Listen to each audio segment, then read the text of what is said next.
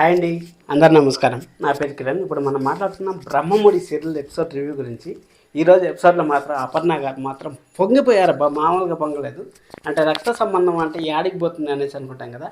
ఎగ్జాక్ట్గా రక్త సంబంధం 15 సంవత్సరాలు అయినా దూరం అయినా కానీ ఆ ఒక్క పిల్లోడు బాండింగ్ వల్ల మన అపర్ణ గారు అయితే ఎక్కడ లేని సంతోషం అయితే పడ్డారు. మన సుభాష్ గారు కూడా చెప్పారు కదా, ఎప్పుడూ పెళ్ళైన కొత్తలో ఈ విధంగా సంతోషంగా ఉన్నాం, మళ్ళీ ఇప్పుడు సంతోషంగా చూస్తా ఉన్నాం అనేసి అయితే చెప్పారు కదా. నెక్స్ట్ లెవెల్ అనిపించింది. మీకేమనిపించింది ఈ బాండింగ్ చూసిన తర్వాత? మీకేమనిపించింది మీ పిల్లలను చూసేటప్పుడు, లేకపోతే మీ మనవాళ్ళను, లేకపోతే మీ జనరేషన్ ఎలా ఉంది అనేది కామెంట్ చేయండి. అలాగే ఎవరిని కొత్త వస్తాను మాత్రం సబ్స్క్రైబ్ చేసుకోండి, లైక్ చేయడం మాత్రం మర్చిపోవద్దండి.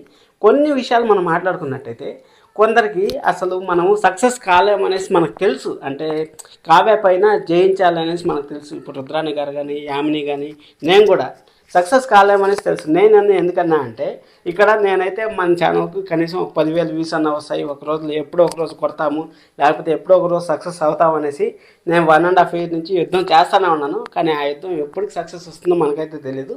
అదేవిధంగా రుద్రాణి గారు, యామిని కూడా కావ్య పైన ఎలాగైనా యుద్ధం చేసి గెలుద్దామని ప్రయత్నాలు చేస్తూనే ఉంటారు. కానీ కావ్య ఒకే మాటలో ఈ క్షణానికి ఏ క్షణం ఏమి జరుగుతుందో తెలియదు అనేసి మాత్రం మొత్తానికి ఒక పాట పెట్టి మొత్తాన్ని సెట్ చేసేసింది. సెట్ చేసిన తర్వాత అక్కడ యామిని పోయి తను తీసుకున్న గోతులు తనే పడతారంటారు చూడండి. అదేవిధంగా కావ్యకైతే ఫోన్ చేసి, కావ్య కెరటం లాంటి దాన్ని, నేను కెరటం లాగా ఎప్పటికీ అలసిపోను, నా ప్రయత్నాన్ని నేను చేస్తూనే ఉంటాను అనేసి అయితే చెప్పింది. నెక్స్ట్ లెవెల్ అనిపించింది.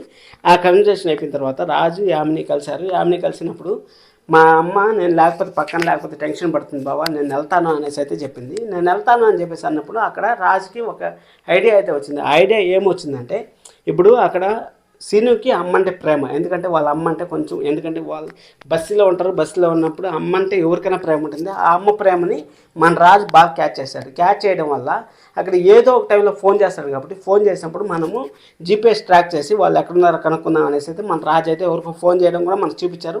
కానీ రేపు ఏం జరుగుతుందంటే, వాళ్ళు ఫోన్ చేసి అక్కడైతే చెప్తారు, ఇన్ఫామ్ చేస్తారు, ఈ విధంగా ఒక నెంబర్ నుంచి ఫోన్ వస్తుంది, ఆ ఫోన్ ఎక్కడుందో ట్రాక్ చేసి నాకు చెప్పండి అనేసి అయితే చెప్తారు. అక్కడ చెప్పిన తర్వాత మన రాజు అయితే అక్కడ పోయి పట్టుకొని వస్తాడు. కానీ అప్పుకి లాస్ట్ మూమెంట్లో, అంటే కోర్టులో కేసు శిక్ష పడిపోతా ఉన్నప్పుడు ఆ సీను అయితే బయటకు వస్తాడు అనేసి మనం గట్టిగా నమ్మచ్చు. ఎందుకంటే అక్కడ రేవతి గారు మెయిన్ కీ రోల్ ప్లే చేస్తారు. ఎందుకంటే రేవతి గారిని కూడా తడుకొని రేవతి గారిని తడుకోపోయిన తర్వాత సీను రేవతి అంటే మంచి బాండింగ్ ఉందనేసి మన డైరెక్టర్ గారు ముందు చూపించారు. కాబట్టి రేవతి గారిని కూడా తొడుకొని పోయి, వాళ్ళు మా సొంత వాళ్ళు, మా అమ్మ, మా తమ్ముడు అనేసి వాళ్ళు చెప్తారు. రేవతి గారు చెప్తారు. రేవతి గారు చెప్పిన తర్వాత సీను అనే వాళ్ళు మారి ఖచ్చితంగా వస్తారు. సోమవారం ఎపిసోడ్ వరకు అయితే వెయిట్ చేయాలి.